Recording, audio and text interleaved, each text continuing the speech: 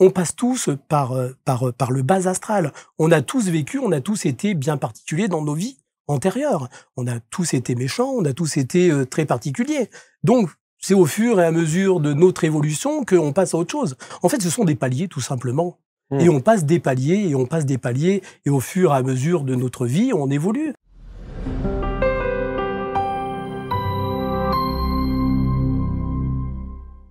Le pouvoir de l'énergie, transformer nos vies, la libération, la transformation grâce au pouvoir de l'énergie. Et ça paraît très vaste comme ça paraît parfois très abstrait, mais on peut en parler d'une manière simple, très concrète, et aussi d'une manière ludique au travers de différents parcours de vie inspirants, en particulier celui de mon invité. Il s'appelle Thierry Balbo, installé sur les canapés. Salut Thierry. Bonjour Marc. Merci infiniment d'être là. Confortablement installé? Très bien. J'ai toujours vu en vidéo, ouais, bah voilà. Sur les réseaux, mais là j'y suis. Donc là on passe de l'autre côté. Ouais, je suis un petit peu impressionné quand même. Non, tout va très bien, et je suis très content que vous soyez là, parce que c'est moi qui suis souvent très impressionné sur deux façons d'aborder la discussion avec vous, Thierry. D'abord au travers des parcours de vie, que je trouve extrêmement inspirants, et c'est ça qui est intéressant dans les rencontres, parce qu'on aime bien savoir ce qui a fait que vous êtes aujourd'hui ce que vous êtes. Et puis, le deuxième plan aussi, c'est votre expertise. Le pourquoi du comment vous vous êtes découvert ça, parce que votre vie n'était pas prédestinée à ce que vous êtes aujourd'hui, c'est-à-dire un magnétiseur, un médium et un coupeur de feu. C'est le moins qu'on puisse dire. Tout à fait. Bon, vous venez d'où? Alors moi, je viens de Grenoble. Ouais, voilà, je suis installé à Grenoble. Et ça fait 35 ans que je suis installé en tant que thérapeute. Et beaucoup de gens sont passés entre vos mains? Énormément. En 35 ans, je en dirais, 35 ans, j'ai vu vraiment beaucoup de monde. Ouais, vraiment beaucoup de monde. Alors, dans le titre, on dit que vous êtes magnétiseur, médium et coupeur de feu. Quelle est en tout cas, j'allais dire, la fonction, ce qui vous caractérise le plus de ces trois spécificités? Je dirais déjà en tant que thérapeute, magnétiseur. J'ai toujours accompagné les gens en tant que magnétiseur. Et bien sûr, le fait de les avoir en consultation, je suis canal, j'entends des choses, je retransmets bien sûr ce qu'on me dit. Alors, je vais vraiment dire ce qu'on me dit, et non pas ce que mon mental me raconte, parce que la plupart du temps, il nous raconte souvent des choses. Voilà. Et c'est là où c'est intéressant de savoir comment est-ce que vous arrivez à faire le distinguo entre les deux. Parce que je suis convaincu qu'il y a des tas de gens qui perçoivent, qui ressentent, qui ont ces intuitions plus, et qui ne les écoutent pas parce qu'ils disent « laisse tomber, c'est mon mental ». Alors moi, quand j'ai commencé à entendre, j'entendais des voix dans ma tête, mais je pensais que c'était moi-même qui me racontait mes histoires, en fait, qui me racontait des histoires. Et ça a duré pendant vraiment des années. Et au bout d'un moment, eux en ont eu marre, bien sûr, et ils m'ont prouvé que ce que j'entendais, c'était bien eux qui me parlaient, et non pas moi et non pas mon mental. Et comment? Et j'ai su différencier les choses par rapport à un événement. Ils m'ont amené dans une évidence pour me faire voir vraiment que c'était une réalité et non pas mon mental qui me racontait des histoires. Alors, c'est vrai que c'est assez difficile de faire le distinguo entre son mental et ce que les guides... Après, on connaît les voix. On ressent leur énergie aussi. Ils ont une énergie qui est totalement différente de la nôtre. Et si vous deviez la décrire, alors, leur énergie, quand elle vous arrive, quand elle vous parvient, Alors moi, déjà, je vais ressentir un énorme frisson. Et je le ressens vraiment dans tout mon corps. Et puis après, je ressens une énergie, mais vraiment une énergie apaisante, qui va... Si par exemple, je suis un petit peu... énervé, ça va m'apaiser tout de suite. Ça va me calmer et je le sens qu'ils sont là en fait. Sachez qu'on n'est jamais seul dans la vie, on est tout le temps accompagné. Après, ce qui est important, c'est d'arriver à prendre connaissance. Et c'est ce que j'amène, je dirais, parce que j'anime des formations aussi, et j'amène mes élèves justement à faire la différence dès l'instant où c'est eux et dès l'instant où c'est nous. Voilà.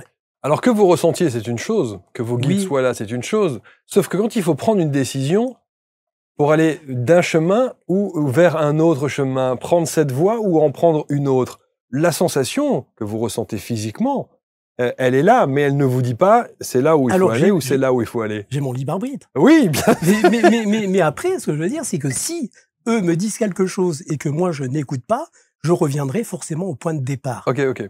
Voilà. Et je reviendrai systématiquement au point de départ. Ils m'ont dit, Thierry, non, c'est pas là. Mais voilà, les êtres humains, on a besoin de temps en temps d'expérimenter, de vivre des choses qu'on n'a pas à vivre. Et voilà, je le fais, j'écoute pas, et puis finalement, on me ramène au point de départ. Donc, je reviens là où j'étais. On recommence à zéro. Et je recommence à Et zéro. vous recommencez à Et je zéro. recommence à zéro. Et vous font bien comprendre, non, non, non, non, c'est là Ouais. qu'il faut que tu Et ailles. oui, Ouais. mais sachez qu'on nous les fait comprendre les choses. Hein. Voilà, on nous amène dans des événements, on nous fait vivre des choses. Voilà, ce qui est important, c'est vraiment de veiller à les écouter. Sachez qu'ils peuvent pas nous amener dans de mauvaises expériences. Hein. Au contraire, ils nous font vivre vraiment de très bonnes expériences. Bon, vous formez en tout cas aujourd'hui, et depuis, Oui. ça fait 35 ans que ça dure. Alors, je dirais, ça fait depuis 2014 que je forme. Ouais, voilà. Mais sinon, ça fait 35 ans que je suis thérapeute. Hein. Je suis magnétiseur. Je travaille beaucoup avec les services hospitaliers aussi, beaucoup avec les cliniques sur Grenoble. Voilà, mais pour beaucoup d'établissements et bien sûr les particuliers. Mais voilà, je forme depuis 2014. Bon, en 35 ans, vous avez fait les erreurs?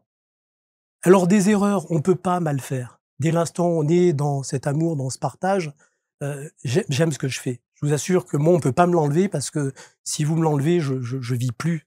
J'aime tellement aider les gens. Ouais. Pour moi, c'est ma vocation. Et c'est de ma vocation depuis petit. Hein, et c'est ce que j'ai fait dans ma vie aussi. Hein. J'étais pompier aussi. Voilà, je travaillais dans une mairie.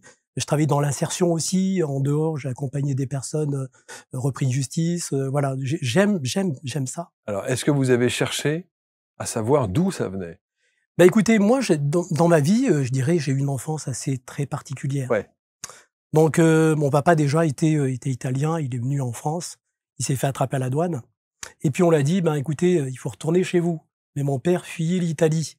Et on lui a dit, bah écoutez, il faut vous engager 5 ans dans la Légion étrangère. Et là, on vous donne votre nationalité. Et c'est ce qu'il a fait. Hein, et puis il a eu sa nationalité. Okay. Par contre, il a jamais changé. Moi, quand je lui posais des questions, il me répondait pas à ce sujet. Et donc ensuite, il a connu ma maman. Ils se sont mariés. Ils ont eu des enfants. J'ai une sœur. Il y a un frère qui est plus petit que moi. Et mon père est tombé malade. Malade dû à ce qui s'est passé là-bas. Et il a dû dialyser. Donc moi, j'ai connu qu'un père malade. Un père qui dialysait. Quand il revenait du dialyse, il partait le matin. Il y allait 3 fois par semaine. Et puis à l'école, à l'époque, c'était pas comme maintenant. Hein, je dirais maintenant, les gens le font à la maison ou dans des centres. Mais là, voilà, c'était le taxi qui venait le chercher, qui le raccompagnait. Puis le soir, quand il arrivait, il pleurait parce que, en fait, voilà, plus de potassium, plus rien. Il s'était vidé, il était séché carrément. Hein. Donc il se sentait. C'est dur de voir un père comme ça. Ouais, il se sentait difficile. Et voilà. Et puis même montrer cette image à ses enfants. Pour un père, je pense que c'est difficile quand même, parce que le père a une posture. Oui, bien sûr. C'est italien lui, en plus. Oui, italien, tout à fait. Oui, et donc ouais. voilà. Après, c'est vrai que ça m'a beaucoup touché. Ça vous a marqué? De le voir comme ça, de le voir pleurer, de le voir. Est-ce que vous l'avez accompagné? Je l'ai accompagné. Alors moi, je l'ai accompagné. Je dirais, mon papa est mort en 82. Et à cette époque, j'avais pas vraiment. Les choses se sont déclenchées chez moi à la mort du papa, à la mort de mon papa quand il est décédé. Parce que je voyais des choses étant petit, je ressentais des choses, et puis à un moment j'en ai eu marre, et j'ai demandé à ce que tout ça se coupe, et tout ça s'est coupé du jour au lendemain. Parce que je racontais un petit peu à mes parents aussi, hein, ma maman, mon papa. Vos visions et vos perceptions. Mes visions, tout à fait. Hein, Ah ouais. Je voyais vraiment des personnages. Et comment c'était perçu? Comment c'était accueilli? C'était mal perçu en fait. Ah ouais. Hein, on me croyait pas en fait. Hein, voilà. Et j'en parlais à ma sœur, qui est ma sœur aînée. C'est pareil, donc elle n'adhérait pas à tout ça non plus. Hein. Et le jour où mon papa est décédé, les choses sont revenues. Et là, c'est vraiment revenu en puissance, je dirais, vraiment en force. Hein. Ouais, alors, voilà. avant de continuer, juste aujourd'hui, oui. Votre famille, avec le recul, eh ben, ils croyaient en moi. C'est vrai. Et ils aiment ce que je fais. Ouais. Voilà, tout à fait. Je dirais, en fait, ils voient les résultats de ce Vos frères et sœurs, maintenant, ils doivent se dire, ok, tout à fait. On s'est trompé. Oui, avec du recul, bien sûr. Avec le recul, bien sûr. Mais aussi, non, à l'époque, non. Hein. Ouais, voilà. c'est pas évident, hein, je dirais. Non, mais c'est sûr. Parce que on dit que c'est facile d'aider, mais c'est difficile d'aider. Je dirais que c'est plus difficile d'aider que de ne pas aider. Et moi, j'aime aider, c'est ma vocation. Et en plus, ils me le disent, Thierry, tu es fait pour ça. Alors, vous avez eu 1000 vies en une. Oui. Vous avez fait plein de choses, oui. Vous avez dit, pompier, vous avez été même animateur de soirée. J'ai été animateur de soirée, je l'ai fait pendant des années. Hein. Je travaillais pour des hôtels où j'animais des mariages, des anniversaires, toutes sortes de soirées. Et pendant toutes ces multiples vies à la mairie de Grenoble, En tant que thérapeute, animateur, pompier, où est votre médiumnité? Où est votre magnétisme? Où est cette faculté de coupeur de feu? Qu'est-ce que vous en faites? Elle était toujours là? Ça a toujours été là. Ça a toujours été là parce que, comment dire, au début, j'ai vraiment aidé des membres de ma famille, j'ai aidé ceux qui m'ont fait confiance, bien sûr, j'ai aidé des amis, des amis, des amis, et puis, mais ça n'allait pas plus loin. Et puis un jour, j'étais sur mon travail, j'ai 4 filles. Et j'en ai 2, mes 2 aînées. Mon aînée, elle a 1 an et 10 jours de différence. Et à l'époque, il y en a une qui prenait le jour pour la nuit. Et donc, j'arrivais en retard au boulot et mon contremaître était pas content de mes retards. Donc, et un jour, j'arrive sur mon lieu de travail et puis je vois mon contremaître avec un gros problème cardiaque. Hein, et je savais pas comment lui expliquer. Et mes guides me disent, mais Thierry, dis-le. Et je savais pas, j'hésitais. Et ils insistent et je me lance. Je lui dis, je vais lui dire. Je lui dis, Martial, est-ce qu'il serait possible de se voir dans ton bureau? Il me dit, c'est à quel sujet, à quel effet? Alors je lui dis, écoute, j'aurais quelque chose de personnel à te dire, à partager avec toi. Wow. Et il me fait confiance, il me dit, entre dans le bureau, il me fait rentrer. Et puis là, il me dit, alors c'est à quel sujet? Je lui dis, écoute, Martial, tu sais, j'ai des perceptions, je ressens des choses, je vois des choses, et on me parle, on me dit qu'il serait important que tu ailles voir un cardiologue rapidement. Et il me dit, et comment tu sais que j'ai des problèmes cardiaques, hein, voilà, que je suis suivi. Alors je dis non, je le savais pas, mais on vient de me le dire. Ah, donc il l'était déjà. Oui, il était déjà avant que je lui dise. Et il me fait confiance, et puis là, il appelle son cardiologue du bureau. Et le cardiologue, c'était un matin, et puis le cardiologue, il dit, écoutez, Martial, Monsieur Ferraud, il s'appelle, j'ai un rendez-vous qui s'est libéré à 15 heures. Et à 15 heures, il a été là-bas, chez le cardiologue, et du cardiologue, il a fini directement à l'hôpital. Voilà. Et donc, mon contremaître, lui, a été opéré, et mon directeur de service à la mairie de Grenoble, c'était à l'époque de Carignan, et il m'a convoqué dans son bureau, il me dit, Thierry, voilà, j'ai appris ce que vous avez fait auprès de Martial, et il me dit, vous pouvez m'expliquer exactement ce qu'il en est. Donc, je lui ai expliqué tout ça aussi. Oui, évidemment, évidemment. Et je lui dis, mais je pense que je vais avoir besoin de vous. Et puis les choses, elles se sont arrêtées. Moi, je travaillais dans une centrale d'achat où ils faisaient tous les achats de la ville de Grenoble. Et donc, il y avait des acheteurs et puis tous les appels d'offres passaient par cette centrale d'achat. Et du jour au lendemain, les personnes, quand ils y allaient pour l'appel d'offres, à la place de parler de l'appel d'offres, ils parlaient d'eux-mêmes, de leurs problèmes. Et mon directeur, qui s'appelle Denis Malossane, il dit, écoutez, stop, j'ai un magnétiseur dans le service. Et moi, à l'époque, j'avais pas de cabinet, j'avais rien du tout. C'était tous des problèmes physiques, ils avaient tous des problèmes... Problèmes physiques ou dépressifs aussi. Okay. Hein, voilà, parce qu'on arrive à traiter beaucoup d'ordres de problèmes. Et ce qu'ils ont fait, c'est qu'il m'a dit, on va t'arranger ça. Il y avait une salle de réunion. Dans cette salle de réunion, ils ont mis des matelas. Wow. Et je recevais, pendant mes heures de travail, je recevais les personnes qui venaient voir donc mon directeur. Et au bout d'un moment, j'ai dit, moi, je peux pas continuer parce que ça commençait même un petit peu à parler dans le service. Donc, je dis, Denis, je peux pas continuer comme ça parce qu'on était devenus amis après avec le temps. Bien sûr. Et il me dit, Thierry, la seule chose, comme tu es fonctionnaire, c'est où tu démissionnes, mais il vaut mieux pas démissionner maintenant. Et puis, c'était pas sûr. Donc, il me dit, ce qu'il faut faire, c'est monter une association. Et on a monté une association. Il m'a même trouvé le nom, lui. C'était Magnétisme et Énergie pour tous, hein, le nom de cette association. Donc, on a monté. J'ai trouvé un local pour pouvoir justement travailler, exercer. Ouais. Et je finissais mon travail à 16 heures. Et de 16 heures, j'allais au cabinet. Et jusqu'à donc 16h30, et je voyais des personnes jusqu'à 21h, 22h. Voilà, et après je rentrais chez moi. Et plus ça allait, et plus j'avais du monde. Donc je me suis mis à 30%, à 80%. Et puis au bout d'un moment, j'ai dit, je vais passer à 50%. Et puis ils nous poussent là-haut, hein, ils nous disent, hein, il faut y aller. Et puis donc je suis arrivé à 50%, je me suis mis à 50%, et j'ai dit là il faut que je prenne une décision. Et on me dit, Thierry, il faut que tu prennes la décision. Et là j'ai démissionné de la ville de Grenoble, et comme j'avais confiance en eux, à mes guides, ils m'ont dit, aie confiance. Et ils me le disaient en plus, ils me le répétaient, mais j'avais peur, comme j'avais une famille, 4 enfants, il fallait qu'on puisse manger et payer ce qu'on avait à payer. Et j'ai dit, OK, je vous fais confiance, mais par contre, vous allez m'aider. Et c'est ce qui s'est passé. J'ai démissionné de la mairie de Grenoble, et puis les choses ont vraiment évolué. J'avais 12 personnes par jour, du lundi au vendredi. Voilà. Et voilà, donc les choses ont continué comme ça. Extraordinaire, c'est une belle histoire. Mais c'est une très belle histoire. Vraiment, je les remercie tous les jours. Alors, il y a quelque chose, quand on parle des guides, on a fait beaucoup d'émissions ici, Oui. vous le savez, avec des gens qui viennent parler de ces thématiques-là. Certains arrivent à les identifier. Est-ce que vous les connaissez? Alors moi, je les connais, les miens. Je les ressens énergiquement. Je les ressens vraiment énergiquement. Après, de les voir, c'est assez flou quand même. Hein. J'arrive pas, on les distingue un peu. On distingue, c'est comme une sorte de lueur en fait. On les voit se déplacer, mais j'arrive pas à définir le visage vraiment exactement ce qu'ils en sont. Et les prénoms et noms? Alors il n'y a pas de prénom. Moi, je l'appelle juste mes guides. Ok. J'ai pas donné. Je leur ai demandé une fois de me donner des prénoms. Ils m'ont dit, mais est-ce que c'est utile? Alors je lui dis non, c'était juste pour moi par curiosité. Alors ils m'ont dit, bon, on reste comme ça. Voilà. Donc je l'appelle mon guide, j'appelle mes guides, j'appelle mon ange, bien sûr, hein, aussi. Ouais. Je l'appelle mon ange.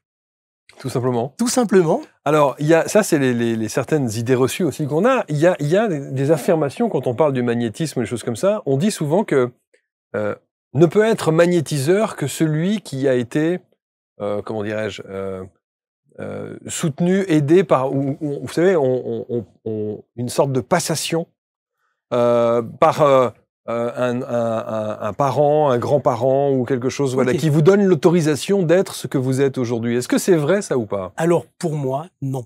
Vous êtes l'exemple du non. Non, moi, c'est non. Et puis, en plus, à ce jour, on est à 1300 élèves formés. Je forme depuis 2014 et on le voit même pour les personnes, hein, les résultats qu'elles ont. Non, il n'y a pas besoin. Mais pour les coupeurs de feu, on dit souvent qu'il y a la prière de coupeur de feu et que cette prière-là, c'est une prière qui ne se donne pas.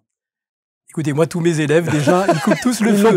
Il n'y a pas besoin de prière. Il y a pas, moi, j'enseigne pas une prière. C'est pas religieux. Oui, je crois en l'univers, bien sûr, parce que on travaille avec eux. Vous avez la foi, vous avez tout ça. J'ai la foi, bien sûr. Je crois en Dieu. Voilà. Mais non, moi, je suis pas là-dedans. Alors moi, le fait de passation, c'est ne pas partager. C'est garder une exclusivité. C'est-à-dire, si par exemple, moi, je suis coupeur de feu et je veux retransmettre ça à ma famille, ça permet aux autres de ne pas le faire. Mais tout le monde peut le faire. Même vous, Marc, vous pouvez le faire. Vous n'avez pas besoin de dons particuliers pour le faire. Voilà, il y a une petite technique à apprendre, et puis c'est tout. Moi, je le vois, je travaille avec les hôpitaux, je travaille avec les cliniques. Pour les personnes qui sont en radiologie, voilà, ça fonctionne très bien. Et pourtant, il n'y a pas de prière. Moi, tout simplement, je prends un papier, j'ai même pas besoin de photos, hein, je mets le nom, le prénom et la date de naissance. Et puis ensuite, je le mets dans ma main, dans la paume de ma main. Et ensuite, je vais activer tout simplement avec ma main. Et ensuite, j'enlève le feu. Et les gens ressentent ce que l'on fait. Ils ressentent vraiment ce que l'on fait. Et vous n'avez même pas besoin d'être sur place? Ah non, moi je avec la personne. Non, à distance. Alors, je travaille beaucoup à distance depuis le Covid en fait. Hein. Pendant le Covid, toute cette période, j'ai travaillé qu'à distance. Après, là, ça fait 1 an que j'ai arrêté mon cabinet. Voilà, j'ai plus de locaux, je le fais même de chez moi. J'ai plus de local.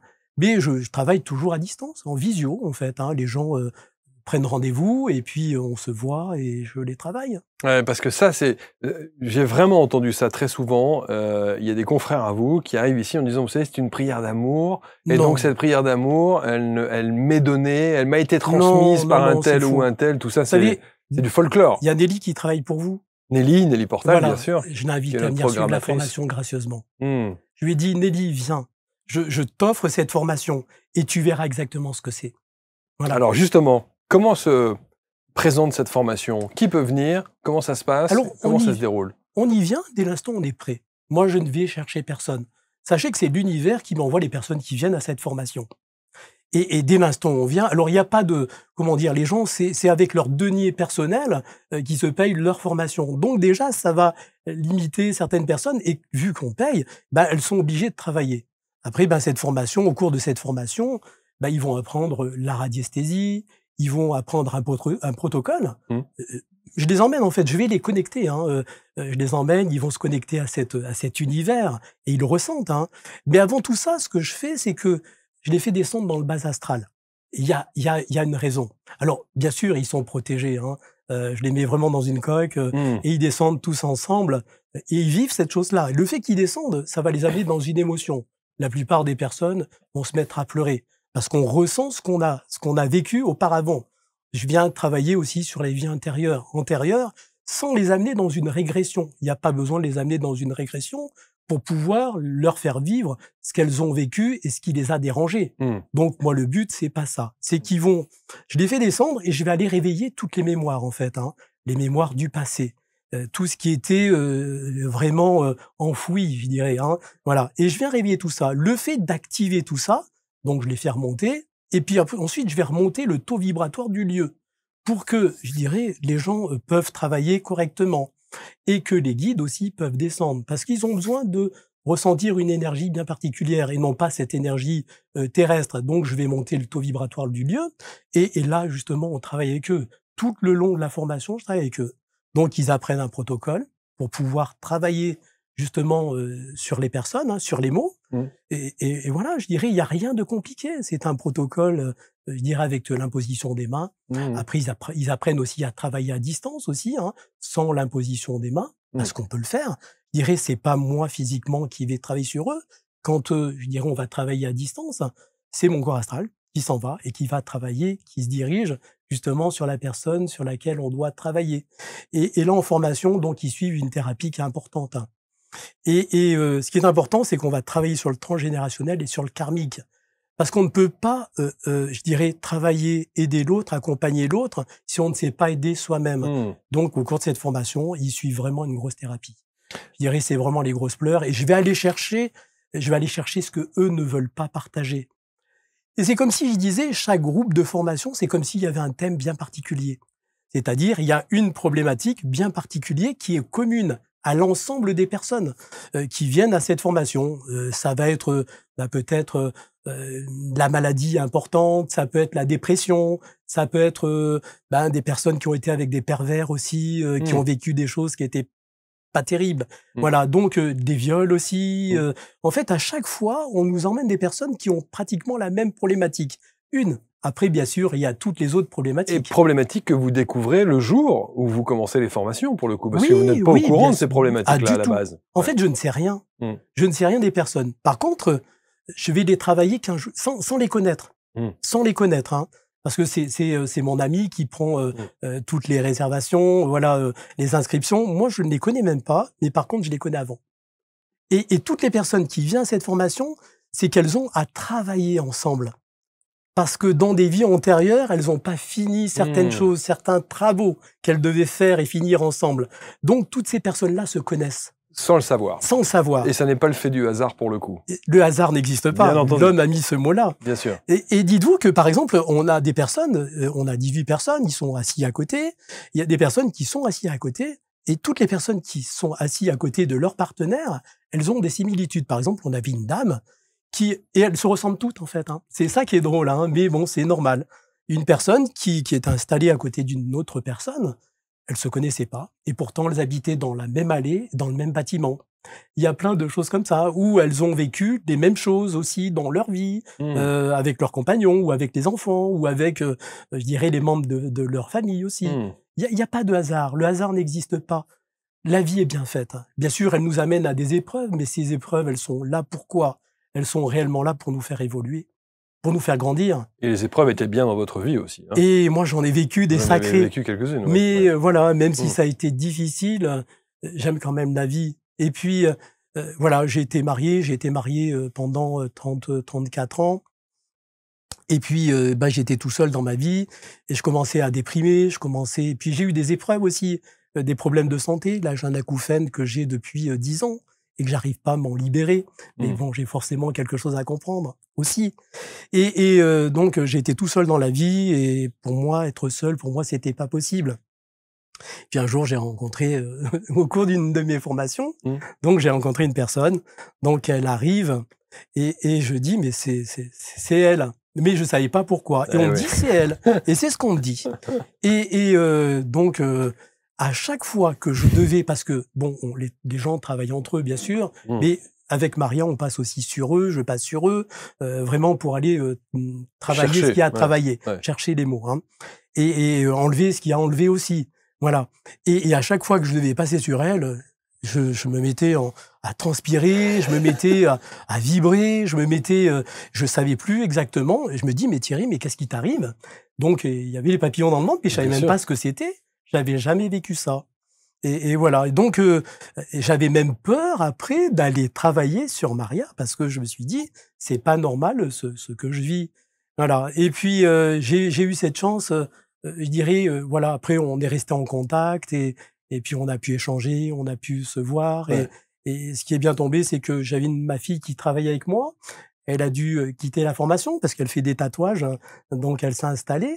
Donc j'ai proposé à Maria de s'installer avec moi et voilà. Mais j'ai demandé à l'univers, par contre. Si quoi? Si vous aviez le droit ou si c'était la bonne personne? Ah non, j'ai demandé à l'univers. Quand j'étais seul, je lui ai dit, écoute, l'univers. Là, j'en peux plus. Je suis en train de déprimer. J'y arrive plus. Ce que j'aimerais, c'est que tu mettes une personne sur mon chemin. Okay. Et j'ai même demandé, j'ai dit, j'aimerais une blonde, parce que j'ai toujours eu une brune. J'ai dit, j'aimerais une blonde aux yeux bleus. Voilà. Et une femme spirituelle et une femme intellectuelle, parce que j'avais besoin vraiment d'une femme qui comprenne et qu'on ait le même langage. C'est important d'avoir le même langage. Et l'univers a mis une personne sur mon chemin qui est Maria. Et voilà. C'est ce que je dis. Pardon. Non, allez-y. La seule chose que j'ai pas demandé à l'univers, c'était la taille. Donc Maria est plus grande que moi. Plus grande que vous, et peu voilà, importe. Mais peu importe. Alors moi, j'étais gêné au début, ouais, et puis parce que je suis plus petit qu'elle, et puis avec le temps, j'ai accepté. Et puis elle m'a appris justement. Sur vos ressentis, et on reviendra aux bases astrales tout à l'heure, parce que c'est aussi une thématique qui m'intéresse. Mais juste sur la parenthèse avec la personne qui partage votre vie aujourd'hui, les guides ne vous font pas comprendre dès le départ que c'est de l'amour? Mais vous ne le percevez pas comme ça au départ? Non, parce que ils me l'ont fait ressentir, mais moi je n'avais pas l'habitude de ressentir tout ça. C'est-à-dire vraiment ressentir. Vous savez, l'amour, tout le monde parle d'amour, mais après le ressentir à l'intérieur de soi, c'est autre chose. Donc c'est totalement différent.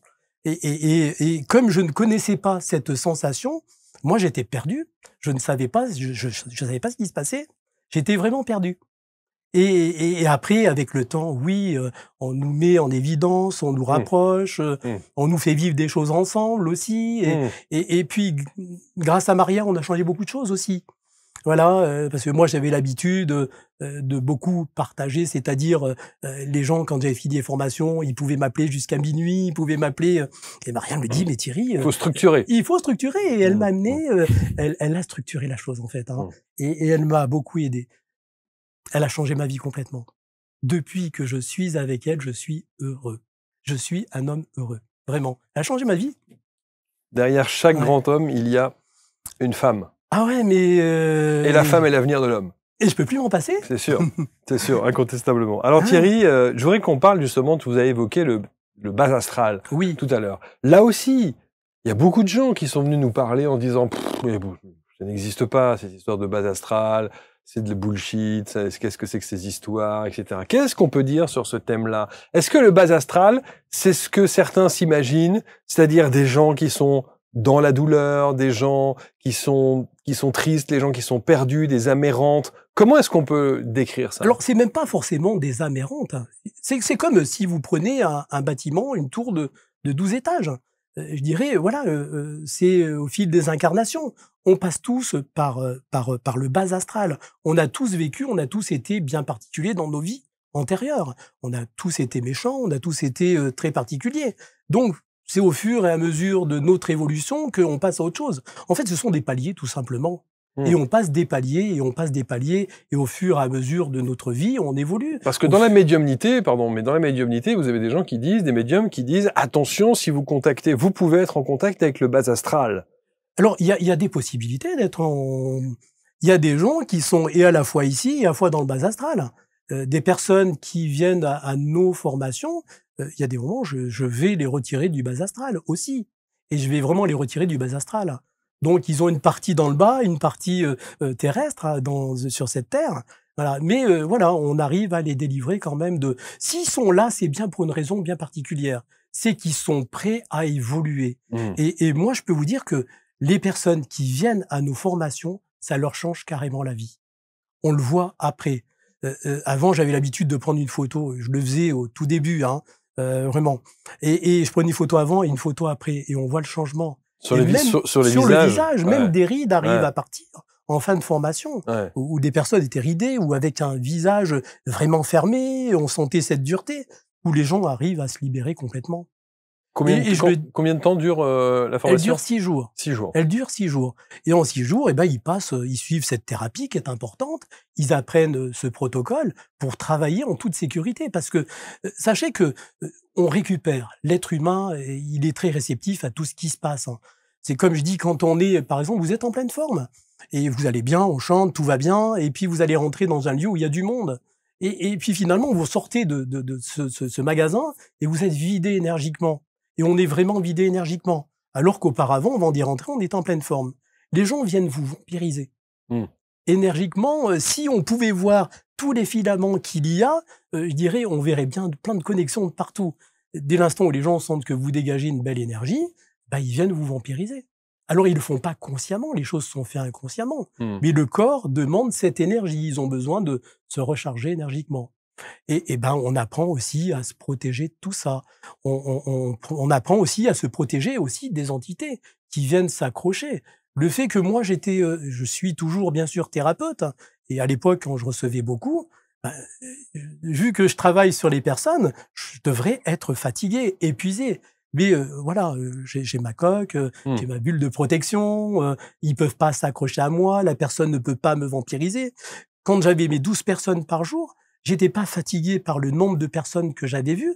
J'avais juste envie de finir ma journée, comme tout le monde. Mais est-ce que ça veut dire que vous avez coupé cette chaîne du transgénérationnel?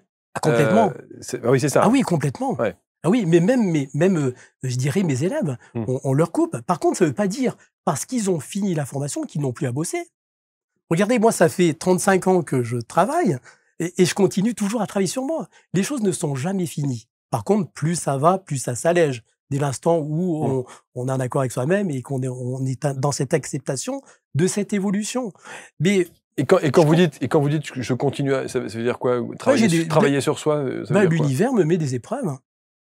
Et là, je dis, j'ai un acouphène depuis 10 ans. Et sachez que le fait d'aider, c'est pas parce qu'on aide les autres, et moi j'ai toujours accompagné, et pas que dans ce domaine. Je veux dire, je suis pas exempté. Je ne suis pas exempté du tout. Et vous dites pas à vos guides, vous abusez un peu les gars là? Bah oui, mais ils sont là pour nous dire, écoute, si on te fait vivre ça, c'est parce que t'as pas entendu ce qu'on t'a dit, ou c'est que tu as bossé sur tel ou tel domaine. Et certains disent aussi, si vos guides, ou en tout cas si on vous fait vivre certaines épreuves de la vie, c'est que vous êtes en capacité, bien sûr, de les vivre. De les vivre. Bien sûr.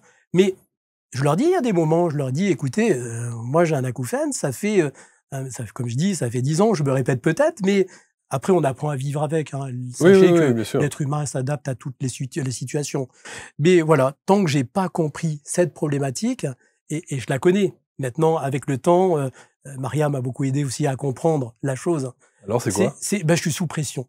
Sous pression, sous tension, j'ai même de la tension, donc c'est pour ça. Et il faut que j'apprenne à relâcher. C'est pour ça qu'elle est dans votre vie aujourd'hui, qu'elle va structurer les choses. Hein, et depuis qu'elle est là, je dirais, ça m'aide beaucoup. Ça change beaucoup de choses. Elle me fait comprendre beaucoup de choses. Il y a même des choses qu'on me disait que je n'entendais pas, elle me les dit et je les entends. Voilà. Et c'est vrai que le fait de vivre ce véritable amour, parce que c'est ce que je disais tout à l'heure, hein, beaucoup de gens parlent de l'amour, mais il y en a qui ne savent même pas ce que c'est. Mais dès l'instant où on l'a goûté à cet amour, ça vous remplit d'une force, c'est vraiment, c'est géant, quoi. Quelle serait votre définition de l'amour, alors? On n'est plus, je suis même plus ici. Je suis dans cet espace, je suis dans cet univers, en fait. Je suis à la fois physiquement ici, mais je ne suis même plus là. En fait, mon corps n'existe plus. Mon corps n'existe plus, je suis même plus, j'entends même pas ce qu'on me dit, mais j'entends plus rien. Bon, restez avec nous encore un peu, parce qu'on a encore un peu d'émission à faire. Je suis content d'être là, Marc. Je suis vraiment content. Le visuel qu'on a mis sur l'écran, c'est une de vos phrases. Oui. Et vous dites, nous sommes conditionnés et formatés. Oui, bien sûr. C'est le problème de l'être humain, en fait. C'est la base de notre... On se laisse conditionner. On se laisse conditionner. On se laisse conditionner. Ouais. Il n'y a pas d'obligation, mais on est dans un système où le système fait que on ne veut pas qu'on sorte de ce système. C'est comme nos parents. Nos parents nous partagent une éducation avec nous, ils nous éduquent. Hein. Mais qu'est-ce qu'ils vous donnent? Ils vous donnent que ce que eux ont reçu. Ils peuvent pas vous donner plus. Ils vous donnent que ce qu'ils ont reçu. Donc, ce transgénérationnel aussi, bien sûr. Après, je dis, nos parents, c'est le reflet de ce que l'on ne doit pas être. On doit, même si on les aime, hein, même s'ils nous ont fait vivre des choses qui étaient compliquées, et moi, je pourrais en parler, hein, de tout ce que j'ai vécu pendant mon enfance. Voilà, mais je leur ai pardonné à mes parents. Et puis mes parents, je les aime. Ça, c'est une phrase intéressante. Ils Nous ne devons pas être le reflet nos de parents, c'est le reflet de ce que ce l'on ne ne doit pas pas être. Oui. En fait, Ça, c'est une phrase on intéressante. choisit nos parents. Mmh. Vous les choisissez. Avant de vous incarner, on en discute, on en parle avec notre guide, avec notre ange gardien, pardon. C'est avec lui qu'on décide de s'incarner dans telle famille pour venir travailler tel ou tel problème, telle problématique. Parce que si on ne s'incarne pas dans cette famille, on ne peut pas travailler nos problématiques. Et nous, on les fait travailler, mais nos parents nous font travailler aussi. Mmh. Donc voilà. Alors après, c'est ce que je dis, de 0 à 7 ans. On est protégé, on est en connexion avec cet univers. C'est pour ça que les enfants nous racontent souvent des histoires aussi, de ce qu'ils voient, de ce qu'ils entendent. Et là, normalement, les parents devraient les accompagner, les faire parler. Mais maintenant, on le fait de plus en plus, hein, je trouve. Vrai, les choses ont vraiment évolué, changé. Ouais, et puis, de 14 ans je dirais, moi, je parle de 3 x 7, 21. Et ces chiffres sont importants. Et de 7 ans jusqu'à 14 ans, eh ben là, on commence à nous conditionner, mais pas complètement. C'est-à-dire, avant, on ne peut pas, parce qu'on est vraiment en relation avec cet univers. Sachez que les mots, tout ce qu'on lit, les mots sont magiques. Hein. Les mots vont justement rentrer en résonance avec nous-mêmes. C'est pour ça que je dirais que l'éducation nationale ne veut pas changer son programme. Parce que on nous conditionne au fur et à mesure des années. Et puis après, de 14 ans, je dirais, jusqu'à 21 ans, c'est là où on est vraiment conditionné. Voilà. Et après, ben, c'est à nous à savoir exactement ce que l'on veut dans la vie, où on veut aller. Alors, je dis pas que c'est facile. Hein, Je dirais la vie. Je dirais que ici sur Terre, c'est un petit peu le purgatoire. On vient épurer ce que l'on n'a pas travaillé, je dirais, dans nos vies antérieures. Et votre conditionnement de 7 à 14 ans ou de 14...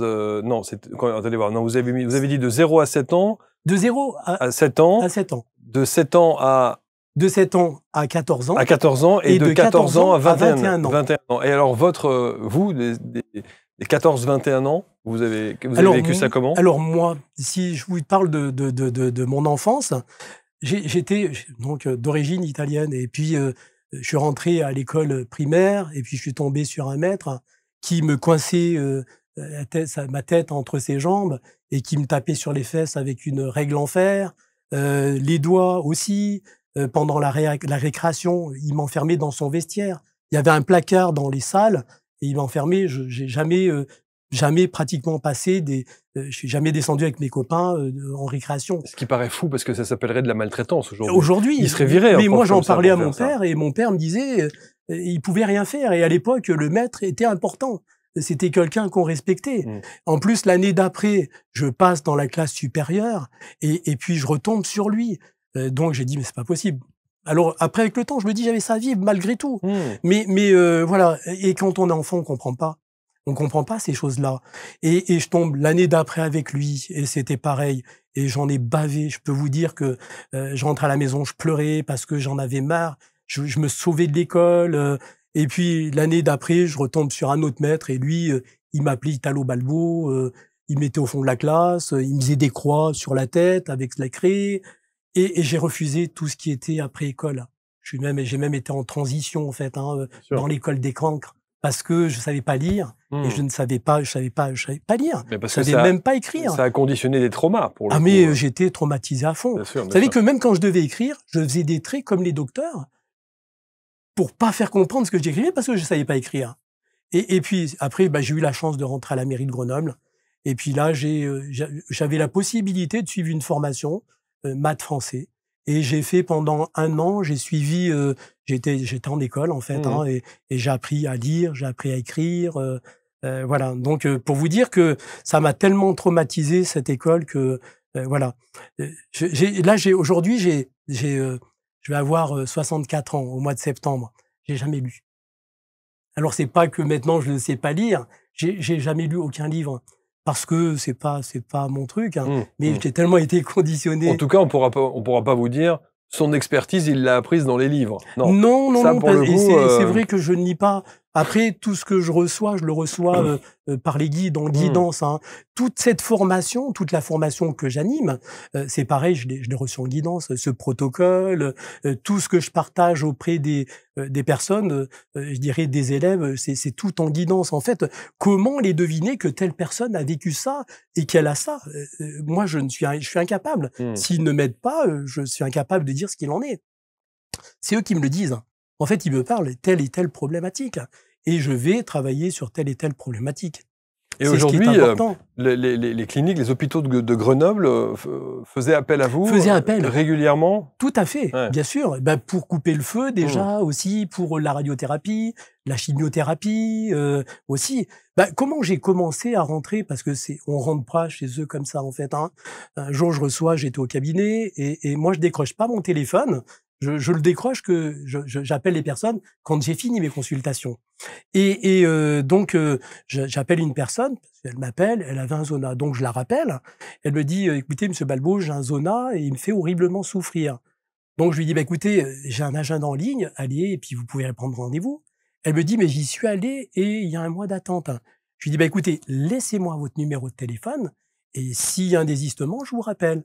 Et elle insiste au téléphone, je lui dis, bah, écoutez, ce qu'on va faire, c'est que je vais vous travailler à distance. Et je lui dis, vous allez me donner votre nom, votre prénom et vos dates de naissance. Et puis, je la travaille. Et le lendemain matin, j'ai un SMS en me disant, monsieur Balbo, j'ai plus rien. Zona de la veille au lendemain. Wow. Et donc, je la rappelle pour la remercier. Et elle me dit, bah, écoutez, monsieur Balbo, j'ai conservé mon rendez-vous. Et puis, un mois après, elle vient. Et là, elle me rafraîchit un petit peu la mémoire. C'est moi que vous avez eu. C'est moi qui ai insisté par rapport au zona. Et elle me dit, maintenant, écoutez, je vais me présenter. Je suis professeur en dermatologie au CHU de Grenoble. Elle s'appelle Marie-Thérèse Le Sia. Voilà. Donc voilà. Et donc c'est comme ça que je suis arrivé à rentrer en contact. Après, un mari qui était chirurgien dans une clinique. Donc lui avait des problèmes de dos et il était en dépression et puis il est en arrêt de travail. Donc un grand chirurgien. Et elle me dit, est-ce que vous faites? Alors moi, je m'avance jamais parce que sachez que le travail, c'est pas nous qui le faisons. C'est l'énergie que l'on transmet. Beaucoup de thérapeutes disent, je fais. Alors moi, je fais pas. Je dis, c'est la personne qui fait le travail. Moi, je suis un canal, en fait. Hein. Moi, je fais 10% du travail et la personne fait 90% du travail. Par contre, si je suis pas là, elle ne peut pas travailler sur elle. Donc, notre présence est importante. Mais le travail, c'est elle qui le fait, c'est pas moi.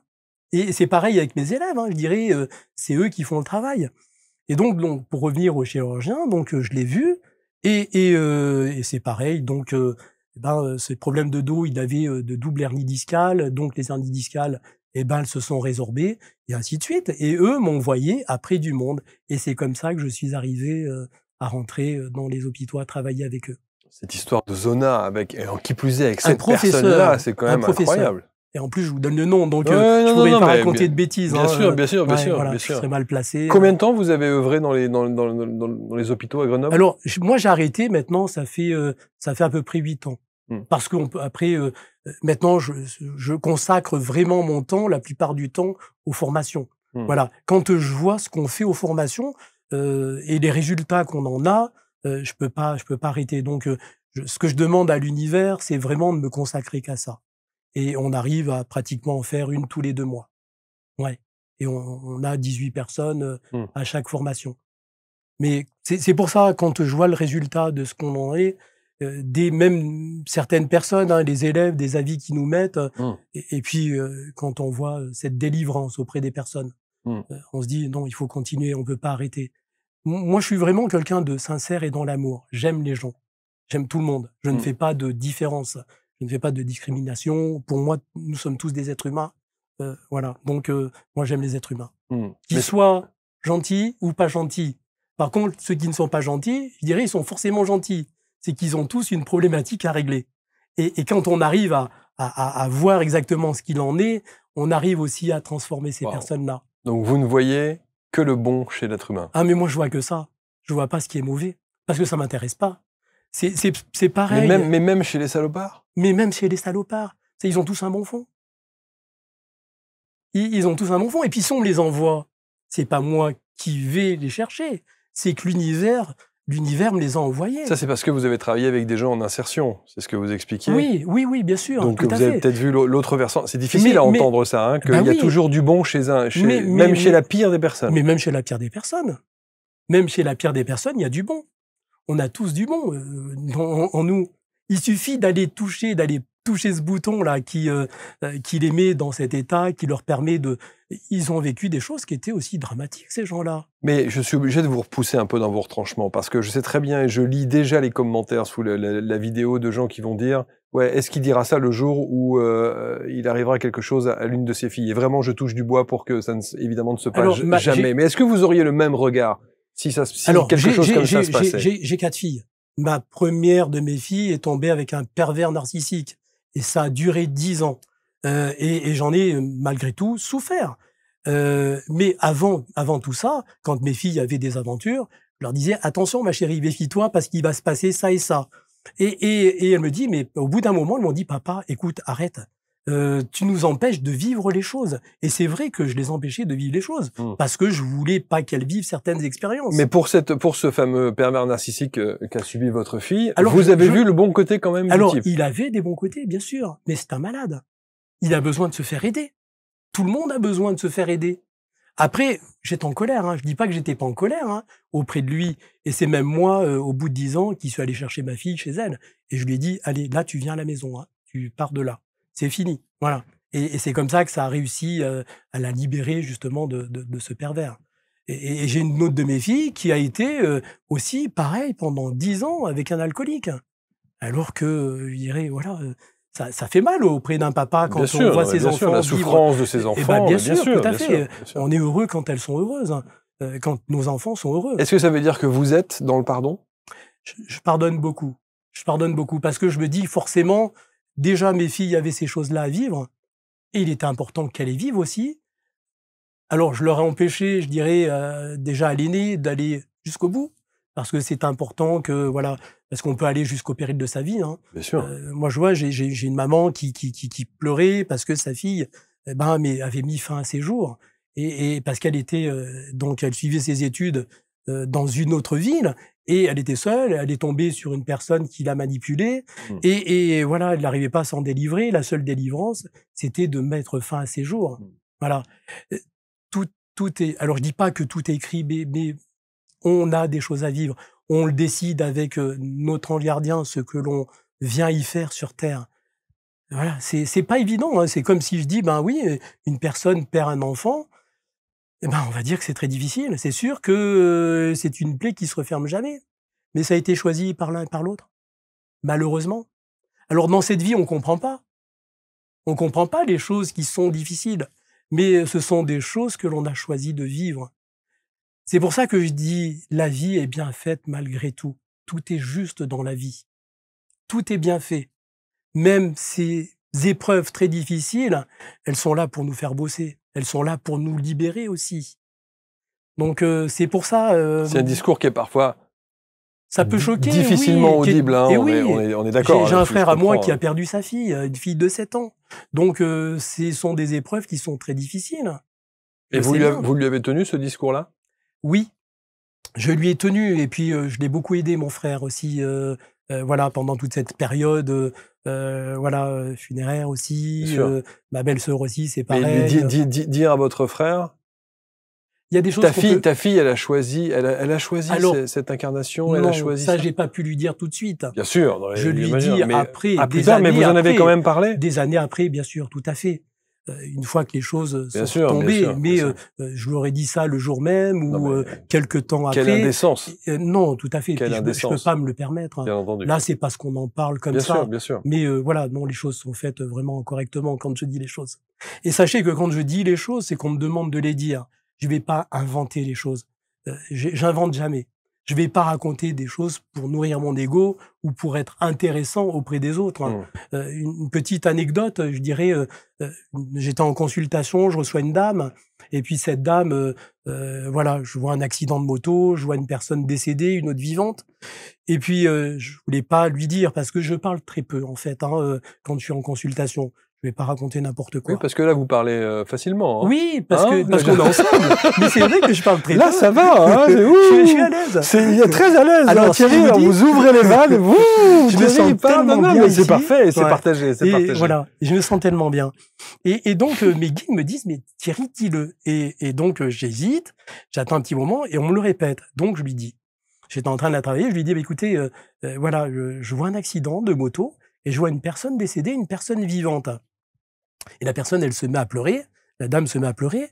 Et la raison pourquoi il fallait que je lui dise, c'est qu'il y a forcément une raison. C'était pas pour l'amener dans une émotion.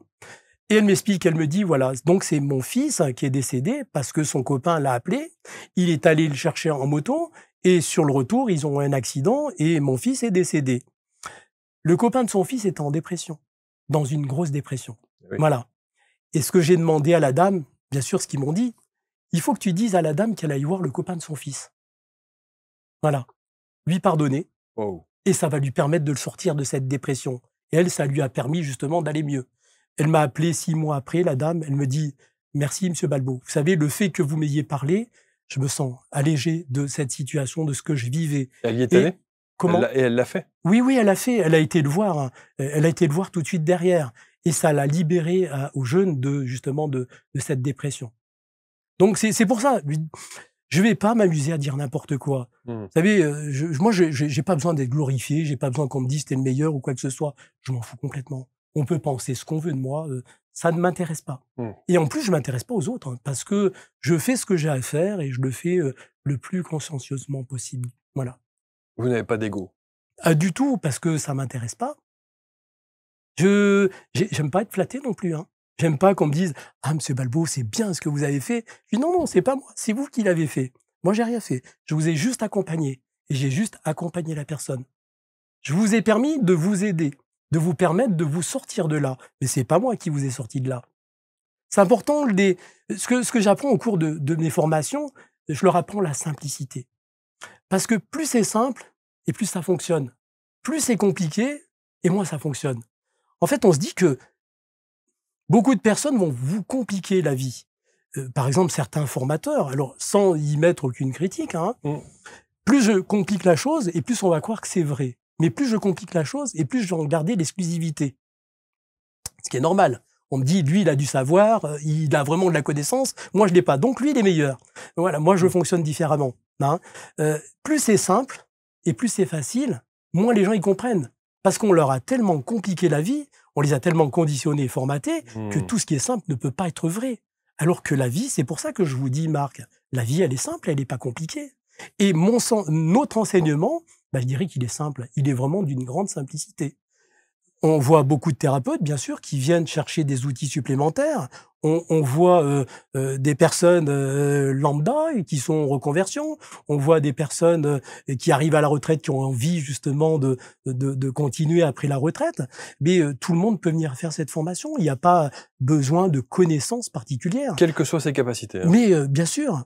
Et on travaille sur la clairvoyance. On les ouvre à cette clairvoyance. On les ouvre à cette clairaudience. Alors après, c'est pareil. Moi, je dis, je ne donne rien. Voilà, on les accompagne au cours de cette formation et les choses, elles se font dès l'instant où les personnes sont prêtes à faire.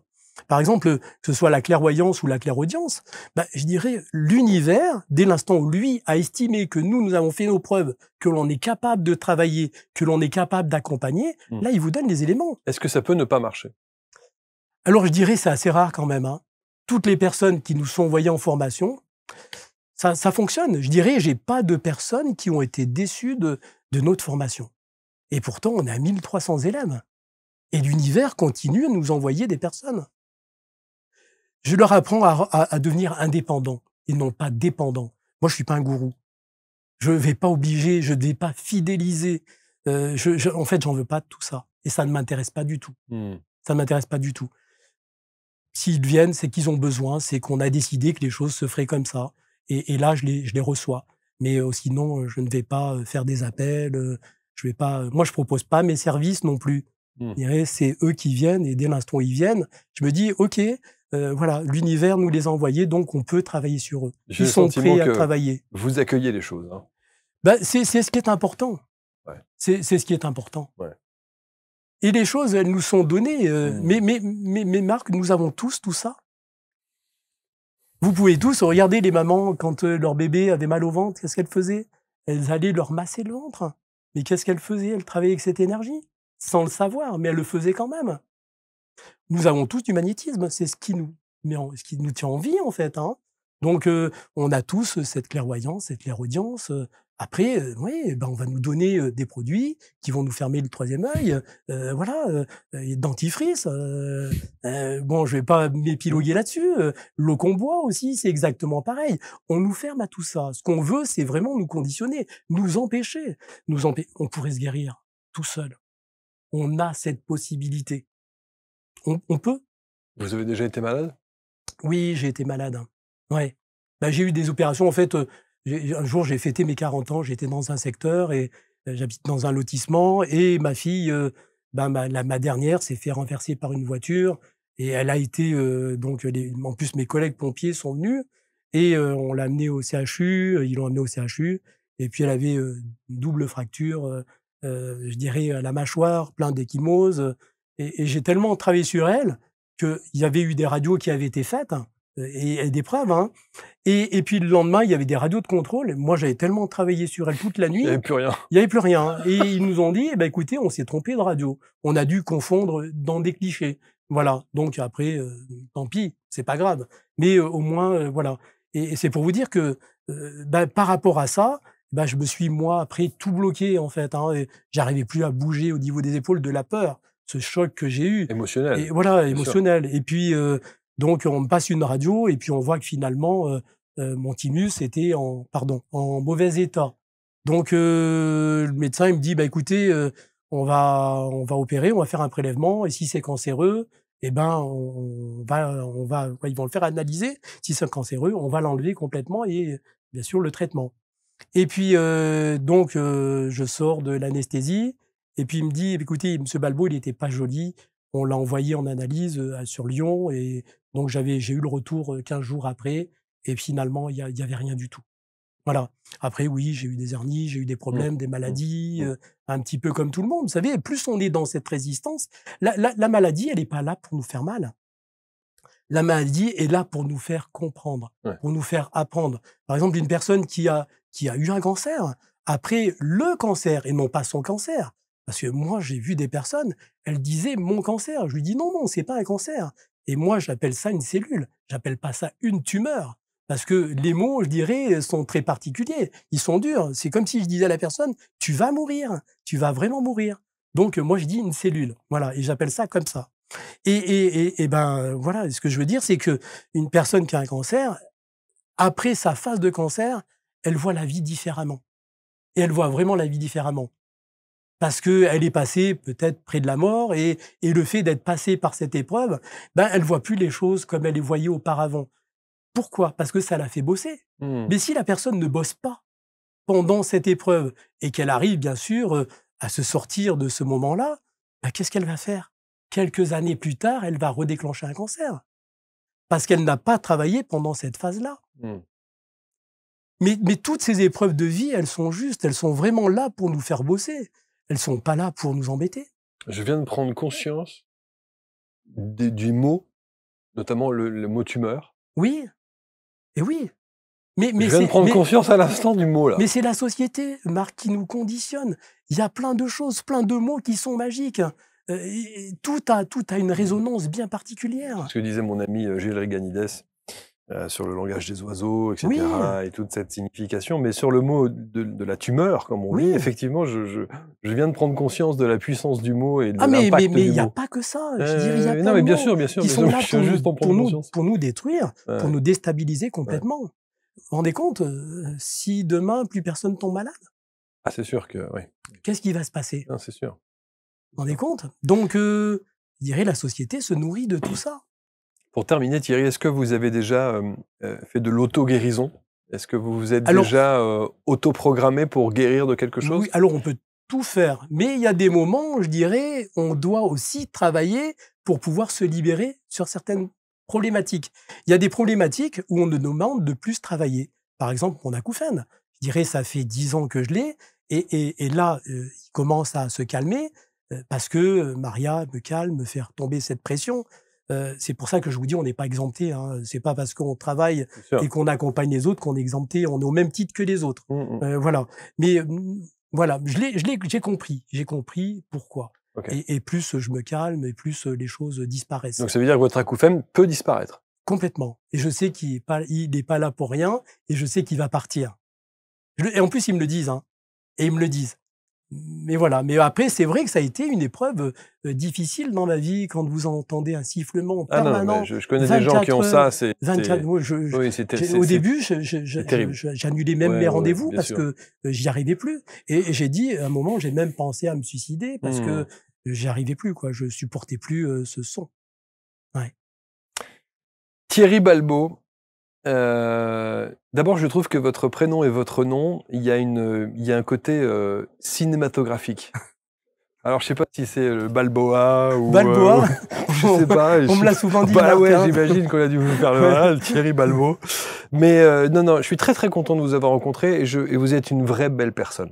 Je vous remercie et ça me touche le fait que vous me dites ça, Marc. Et c'est sincère. Je vous assure que c'est sincère. Je le dis pas à tout le monde, mais je suis souvent touché. Évidemment, il y a des tas de gens qui ont cette authenticité et on sent au travers de l'énergie et de la manière dont il y a cette discussion si fluide qui s'installe, on sent si ça passe ou pas. Mais je le dis pas à chaque fois. Et je trouve qu'effectivement vous faites partie. Parce que je vous assure que quand on a démarré l'émission au départ, je me suis dit magnétiseur, médium, coupeur de feu, on en a vu 10 000. On a déjà entendu le discours 10 000 fois, ils disent tous la même chose, etc. Mais vous avez une manière d'amener les choses, d'expliquer les choses, et la sincérité avec laquelle vous dites les choses permet justement d'être différent des autres. Vous me touchez, Marc. Non, mais c'est sincère, je vous assure. Et je suis touché. C'est sincère. Vraiment. Donc je vous souhaite évidemment de multiplier par 10 le nombre de personnes que vous allez accompagner et former, hein, pour qu'on puisse propager tout cet amour que vous avez et toutes ces facultés qui permettent à des personnes ça fasse évidemment boule de neige. On va mettre autour de la vidéo, de cette vidéo, on va mettre tous les liens pour rentrer en contact avec Thierry Balbot. À l'heure où on enregistre, on est début juillet, on est le 1er juillet. Oui, c'est la Saint-Thierry. C'est la Saint-Thierry. C'est la Saint-Thierry. C'est la Saint-Thierry. Mais oui. Vous avez fait exprès, non? Non. Non, pas du tout. Non. C'est vos guides. Ça doit être ça. Les prochaines sessions? Alors, les prochaines sessions, c'est au mois de mars. Au mois de mars, non. Là, je suis un petit peu ailleurs. Ça fait loin. C'est au mois d'août. Hein. Au mois d'août? Ouais, au mois d'août. Okay. Voilà. Il y a une formation au mois d'août. C'est tous les quoi? Tous les 2 mois? C'est tous les 2 mois. Okay. Ouais, c'est tous les 2 mois. Ouais. Bon. Et par contre, il faut venir sur place. Il faut venir sur place. On est à la fois à Grenoble, à Mélan et à Montpellier, parce que Maria est de Montpellier. D'accord. Et on anime des formations aussi sur Montpellier. Il faudrait aller former ailleurs aussi. Ben, j'aimerais bien. En fait, vous savez, on a été sur Scarabée. Et donc, j'animais un atelier et puis j'animais une conférence. J'ai fait ressentir aux gens, quand on monte le taux vibratoire aussi, ce que ça fait dans une pièce, ça va chauffer. J'ai fait descendre les guides pour leur faire ressentir, l'ange aussi. Voilà, on a cette possibilité. Et je dis, je l'ai, mais tout le monde l'a. Je suis pas spécial. Je suis comme tout le monde. Vous n'êtes pas un Goldorak. Ah non, du tout. Non, parce qu'il est là. Non. Ouais. Bon, merci en tout cas Thierry. Je me suis demandé si en arrivant dans le studio, est-ce que l'énergie est bonne? Je me sens bien. Et déjà, je me sens bien avec vous. C'est vrai? Je me sens très bien. Très bien. Et voilà. Et Marc, merci beaucoup. Merci infiniment. C'est moi qui vous remercie. Prenez soin de vous. Merci. De vos enfants, de tous ceux que vous aidez et restez tel que vous êtes. Merci, c'est gentil. Et embrassez Maria au passage. Oui, elle est là. Elle est là dans le studio, évidemment. Elle est là avec moi. Et on sait combien elle est importante. Merci à tous. Tous les liens pour entrer en contact avec Thierry autour de cette vidéo. On va vous mettre évidemment tous ces réseaux sociaux et les contacts directs et vous allez commenter, vous allez partager. Je sais que cette émission va être partagée et commentée avec bienveillance comme toujours. On se retrouve très vite pour une prochaine rencontre. Salut!